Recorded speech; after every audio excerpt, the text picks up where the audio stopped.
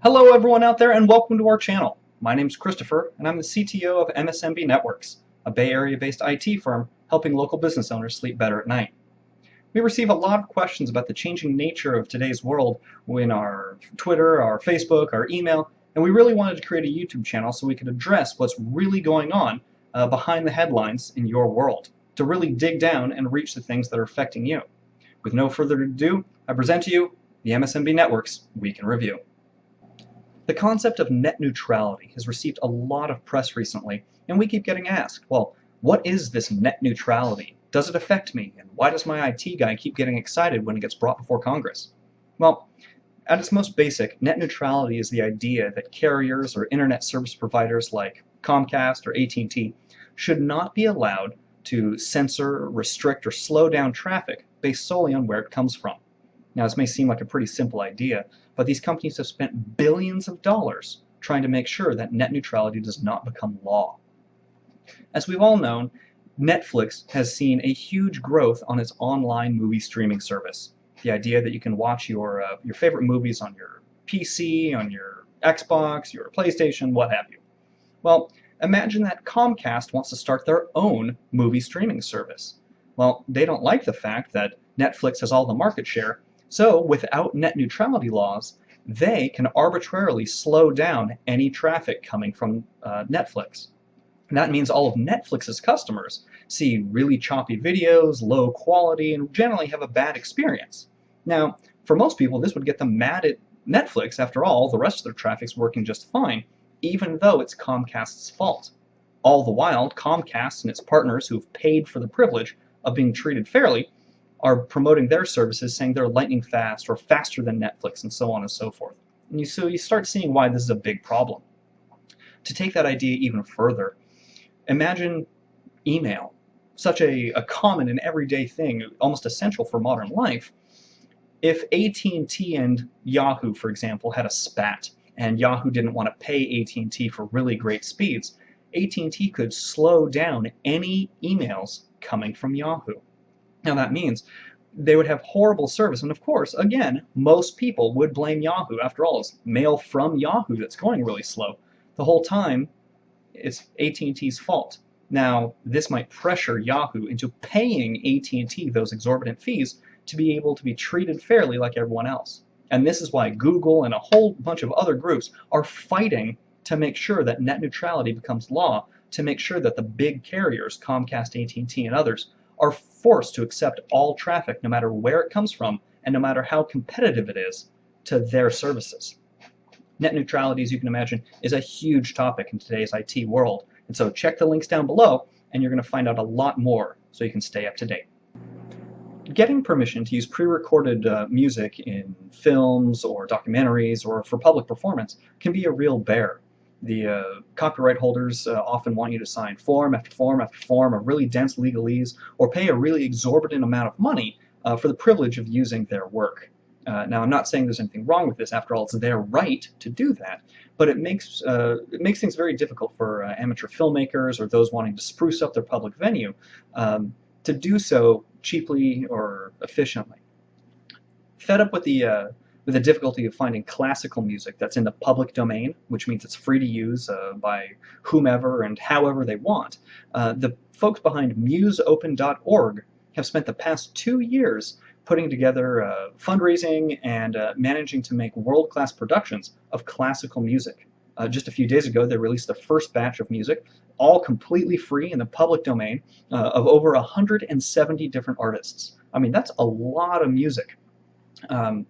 As someone who really tries to support the arts, I have to give them a huge thumb up for this work. I mean, the amount of effort they had to put together to get all these musicians together and to actually release this stuff, and then to release it absolutely free, I definitely have to say is a great boon to society, and I definitely support these guys. If you want to find out more about what they're up to, why they're doing what they're doing, and what public domain and copyright really are all about, check the link below, and I think it's something that you'll really be interested in.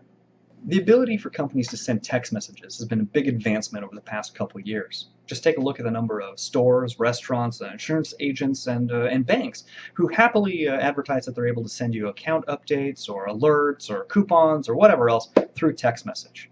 Unfortunately, just like with email, not every text message is legitimate, no matter who it looks to be from. Very recently, a security researcher has found a really serious flaw in the way iPhones handle text messages. A flaw which, if it's exploited, would allow people to send you messages that look like they're coming from your bank or credit card company, asking you to put in your information or click on a link. Unfortunately, it's even worse. If you respond to those texts, it goes directly to the attacker, not to the bank or whoever else you might have saved in your contact list. There are a lot more details in the article, which is linked below, but this really brings to mind a warning that seems to have been lost as we get more accustomed and used to and comfortable with technology. The idea that you really should be careful what you click, because who knows where it's going to send you. Just like with email, we here at MSMB Networks really recommend that you never, ever, ever click on a link sent from email or text that appears to come from your bank or a credit card company without absolutely making sure it's from the right people. Always go to the website directly from your web browser. Don't click on that link. And if something looks fishy, definitely give that bank or credit card company a call before you punch in your username and password, because you don't want that information getting into anyone else's hands, especially with financial institutions. That kind of information could do a lot of damage to you. Some Verizon customers have started to notice a little extra on their bill recently, that extra being a $5 a month charge to keep their number unlisted. Think about that. Verizon is charging them $60 a year to keep their number out of a phone book. An online blogger named Paul McNamara decided to ask Verizon why he was paying this charge and really what the purpose was of charging $5 a month for this service. Unfortunately, what he got back was that $5 a month covered the IT costs for providing this option. Unsatisfied with that, he asked the whole world via the internet, "Hey, IT people, does this sound reasonable? Is it really going to cost them $5 a month to keep my name out of their phone book, out of their public record?" In short, no. I can't imagine it costs Verizon even $1 a month, even $5 up front, to keep names off of the public register, to keep phone numbers out of a phone book. To think that they're actually charging $5 a month, and have been for some months and perhaps even years now, really speaks to me that they're not interested in passing costs to the consumer. They're just interested in getting money, because even as Paul McNamara mentions, millions of people, millions of subscribers are going to be paying this fee every month, as probably they have been for years, because they don't really think about it. And the company's banking on most people just accepting it. Whether a few thousand yell and argue, kick and scream and get the charges refunded, there's still going to be millions of other people paying $5 a month for a service that, I mean, even in my lifetime, has been absolutely free.